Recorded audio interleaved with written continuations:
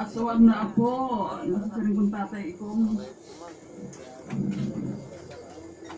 napaka-okay na lulo. Kaira ako nagdako. Tungod kaya ako aswang na ako. Libre ko ayan na dumduman na bisan ko tol waray god. Bata pa ko to. Pag sumiring niya nga Jake niyan manunulok kita. Kinahanglan magmata ka alas 2 mamatagod. Iya ko na dadon to manunulok kami. Dahil may pantalan. 10 orasan magahon. Tapos pag-abot namon, lulutuon namon. Saro-saro kami. Ang tigingging, bata ibi, na libre, tatay ikong.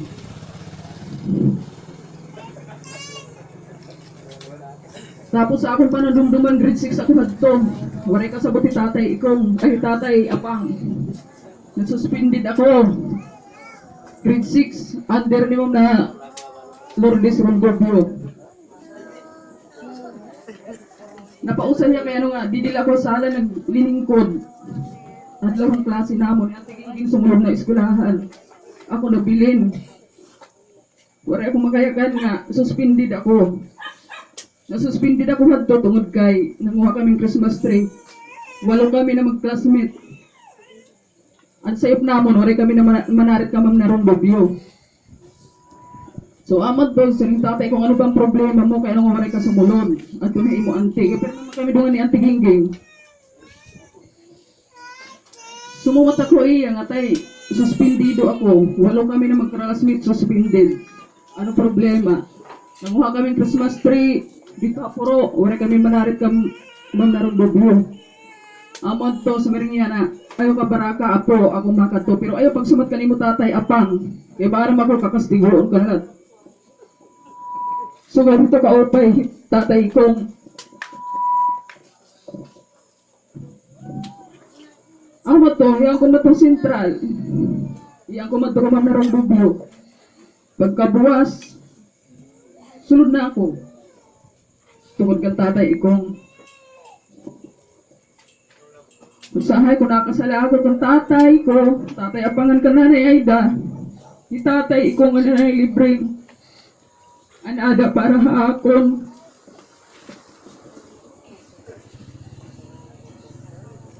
Napakaupay na lulo. Bilang bata makulit ka. Sumitsit na nga yung street ni San Roque. Kutob ka tulo, karida na jeep. Cross ko nito, papakaturog na ako. Tapos si Auntie Gingging hadto, miskila ha Manila. Anabilin din ni ako, bata ibingan ni tatay ikong la. Kaya nga duhan, dito Manila, kaya na-eskilan ako ng ante. Pero never ako naging pabayaan ni tatay ikong. Bisan mo rin ako lula, bisan hirananay at tuha. Pagano ko itong time. Tungod kay damo kami na magbrukto. Siyempre kinaasikaso ana akong parents, ana akong mga brukto. Ako naman, suhag na ako, hindi ako ha akong grants, dumako. Pero tatay kong bisan hiya lang ako sa tumayo ha ako nagtungatay. Never ako naging pabayaan niya. Dahil tanan magpapaalala. Sugad niya ito kaopay na lolo. Bisan na kasala ako, oray ko na ako makadumdum na iya kuming kutol. O bisan ano. Ano iya paborito mo to iya siguro na akong buhok. Bata ka pa, damo ka pa dapat daw masabtan. So kinahanglan lang kung ano daw kunuan, tugon. Bira, sumbon, as mga anak. Bumulagla ko yung era na ito na human akong high school, kumanto ko sa Manila.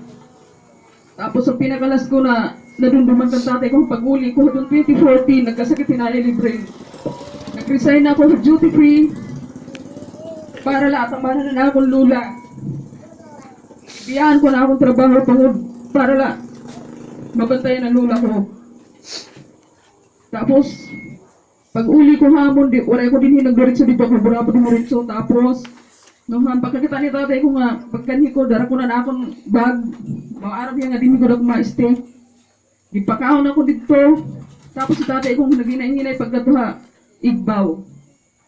Ano iya ginanda para akon ang kama ni Antiginggi nga di rin na nagagamit. Didi iya ginandang. Kaya maaram yan nga, iya apuan hilat makaturog.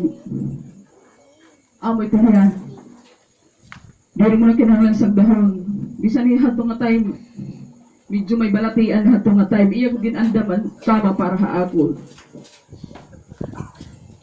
Sayang lang kay wari ko na hiabting. Sayang lang wari na kayo magka-istorya. Amla talaga ako masasayang. Tayo daw mga salamat.